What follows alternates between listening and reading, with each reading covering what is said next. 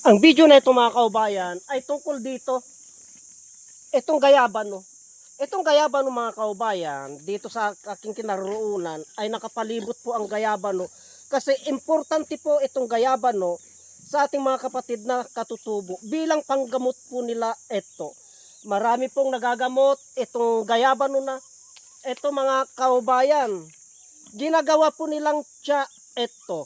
Itong gayabano na ito, ang nagagamot ng gayabano na ito mga kaubayan ay mabisa po ito sa mga karamdaman tulad ng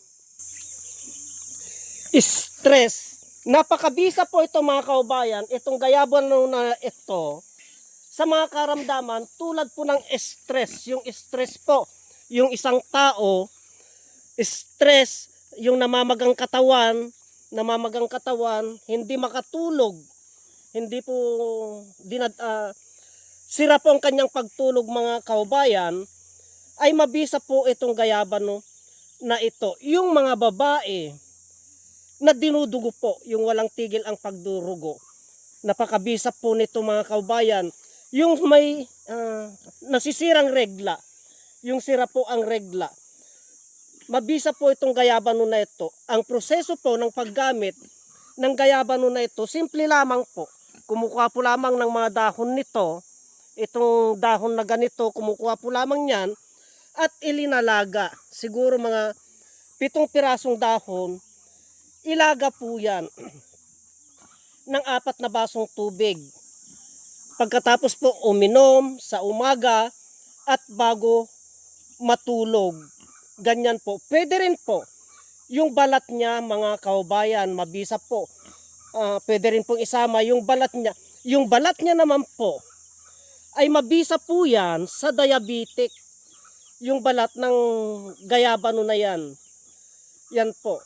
Pag pinagsama mo po itong dahon ng gayabano at sinamaan mo po ng balat ng gayabano, gagamutin niya po yung diabetic yan.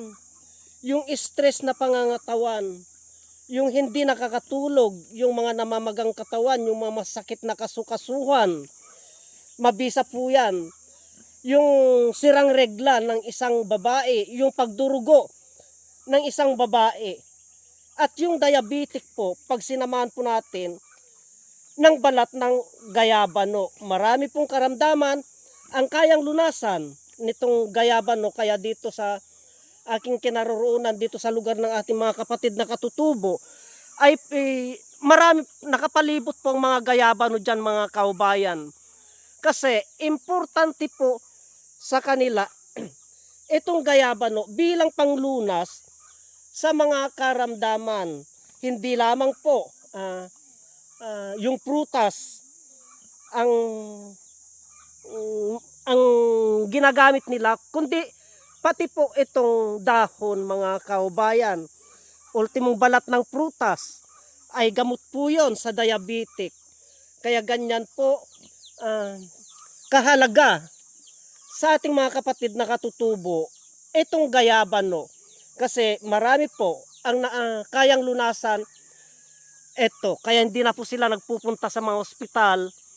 Mga kaubayan, pag halamang gamot po lamang ang pag-uusapan, ay marami po dito sa kanilang kapaligiran,